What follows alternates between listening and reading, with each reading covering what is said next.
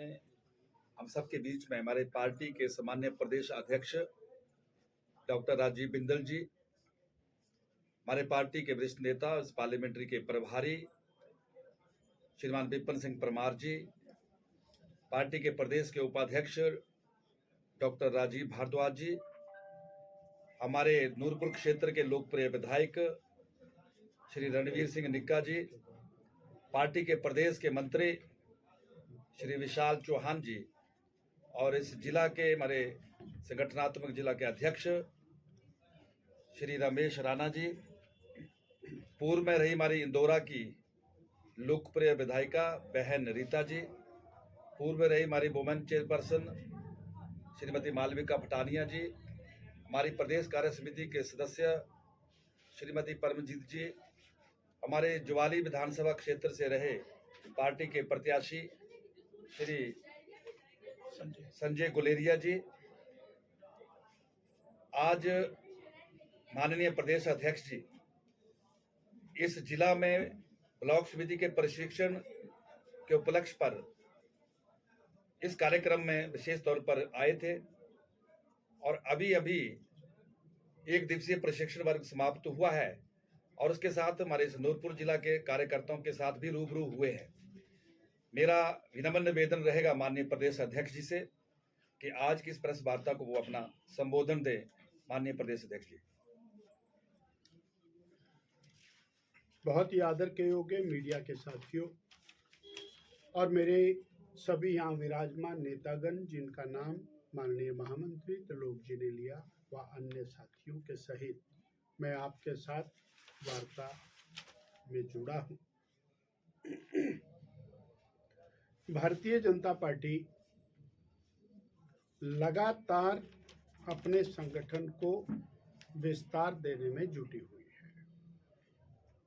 जहां प्रदेश स्तर का संगठन, मंडल स्तर का, जिले स्तर का संगठन उसका निर्माण किया, वहीं बूथ सशक्तिकरण अभियान इस रूप में 7,800 पोलिंग बूथों पर बीजेपी अपने संगठन को मजबूत करने के अभियान में लगी है।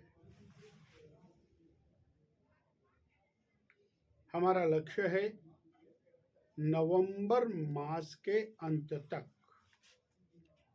हर पोलिंग बूथ की समिति पूरी तरह से सुसज्जित कर ली जाएगी।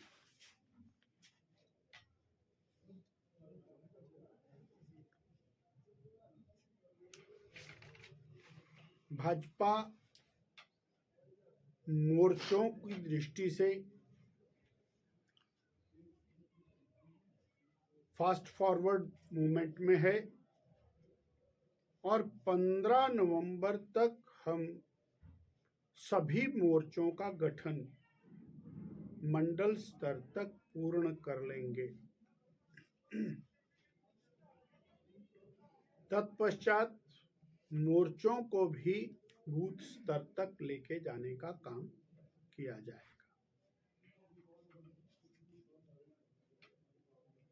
अर्थात बीजेपी संगठनात्मक दृष्टि से एक नई ऊर्जा, नई ताकत लेकर के तैयार हो रही है। ये जानकारी सर्वप्रथम मुझे आपके माध्यम से प्रेषित कर। दूसरा, हमारे जिला परिषद के माननीय सदस्यों का प्रशिक्षण वर्ग कांगड़ा जिला के पालमपुर के अंदर संपन्न हुआ। उसके बाद 10 स्थानों के ऊपर बीडीसी के मेंबरान्स, उनका प्रशिक्षण वर्ग चल रहा है। पिछले कल 26 तारीख से ये वर्ग शुरू हुए हैं और 3 नवंबर तक 10 वर्गों में पूरे हिमाचल पूरे हिमाचल के बीडीसी सदस्यों का प्रशिक्षण होगा। कल चंबा में था, आज नूरपुर में, कल पालमपुर में, आज ऊना में वर्ग चल रहा है जिसे अनुराग ठाकुर जी संबोधित कर रहे हैं। परसों यही वर्ग हमीरपुर का बिलासपुर में होगा, सुंदरनगर में होगा, जहां श्री जयराम ठाकुर जी संबोधित करेंगे। ऐसे ये हमारे सभी बीडीसी सदस्यों का प्रशिक्षण वर्ग, तत्पश्चात नगर पालिका के सदस्यों का प्रशिक्षण वर्ग किया जाएगा।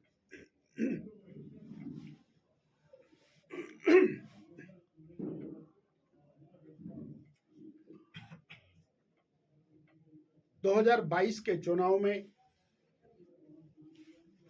हिमाचल प्रदेश की जनता ने कांग्रेस पार्टी के पक्ष में मैंडेट दिया। यह बात दीगर है कि वह मैंडेट कुछ विशेष प्रकार के गारंटियां, झूठी गारंटियां जो दी गई थी, उनके आधार पर मैनेज किया गया बहुमत। परंतु हम ये देख रहे हैं कि पिछले 10-11 महीने की सरकार हर प्रकार से विफल सरकार दिखाई देती है। किसी भी सरकार का सबसे पहला और सबसे महत्वपूर्ण काम रहता है लॉ एंड ऑर्डर मेंटेन, जान माल की रक्षा करना, बहनों माताओं की इज्जत को सुरक्षित रखना। परंतु स्थिति बहुत विकट हो चली है। अगर हम आंकड़ों पर जाएंगे तो इतने छोटे से समय में 67 मामले हत्या के, 307 मामले अटेम्प्ट टू मर्डर के,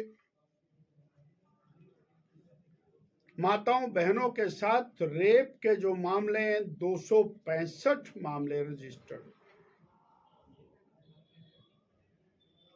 महिला क्रूरता के 25 मामले और नशे के 1715 मामले, महिलाओं से छेड़छाड़ के 386 मामले। ये इतना बड़ा आंकड़ा है कि थोड़े से समय में पूरा प्रदेश हमको एक असुरक्षितता के दौर के अंदर दिखाई। हमें मालूम है कि इस क्रूरता के साथ चंबा जिला के अंदर एक अनुसूचित परिवार के लड़के की नृशंस हत्या होती है, उसके टुकड़े टुकड़े करके नाले में फेंक दिए जाते हैं। वहां पर कोई मानवता सरकार की तरफ से दिखाई नहीं देती। ये घटनाएं बढ़ती बढ़ती आज 67 का, हर रोज नई घटना सामने में। इंजीनियरिंग कॉलेज के अंदर हमीरपुर की घटना, चंबा के अंदर वो महिला के शव की प्राप्ति की घटना, ये रोंगटे खड़े कर देने वाली।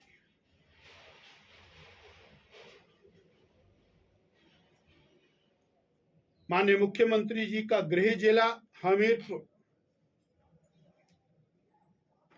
एक निरीह बहन, उसके बाल काट करके मुंह काला करके उसको गांव में घुमा।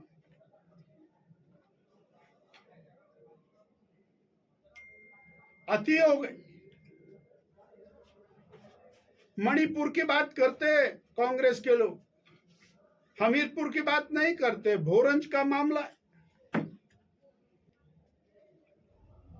पिछले कल जो घटना नोटिस में आई उसने रोंगटे खड़े। 2 दिन पहले प्रवासी मजदूर पति पत्नी मेले से खुशी खुशी आ अपना घर बार छोड़ करके हिमाचल में आए हैं 4 पैसे कमाने के लिए, बच्चों का पेट पालने के लिए, और 3 दरिंदे उसके पति को पेड़ से बांध देते और उसके सामने उस बहन के साथ बलात्कार। 3 दिन तक कोई कार्रवाई नहीं। शर्मनाक। एक गरीब बहन कहां किसको मुंह दिखाए।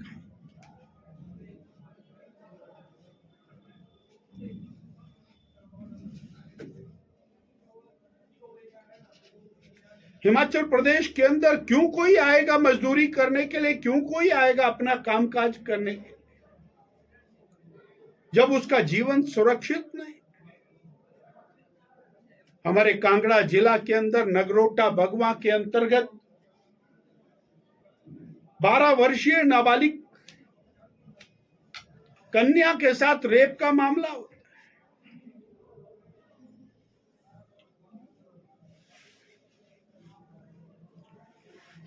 बद्दी बरोटी वाला के अंदर और उद्योग में काम करने वाली बहन के साथ गैंग रेप। सरकार मौन है।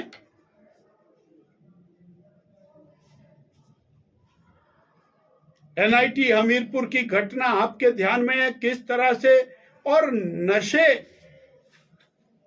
के कारण, और उसकी गहराई में जाने की आवश्यकता है। मामला हत्या का है, मामला नशे का है, मामला किस चीज का है।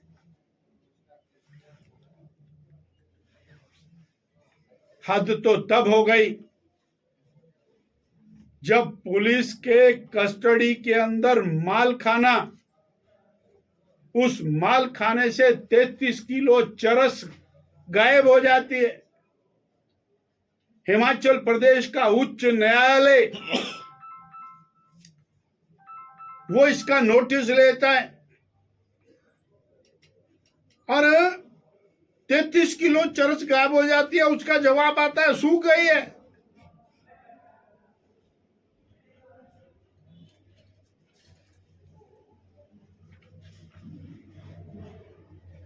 क्या हिमाचल प्रदेश उड़ता हिमाचल तो नहीं बन रहा है?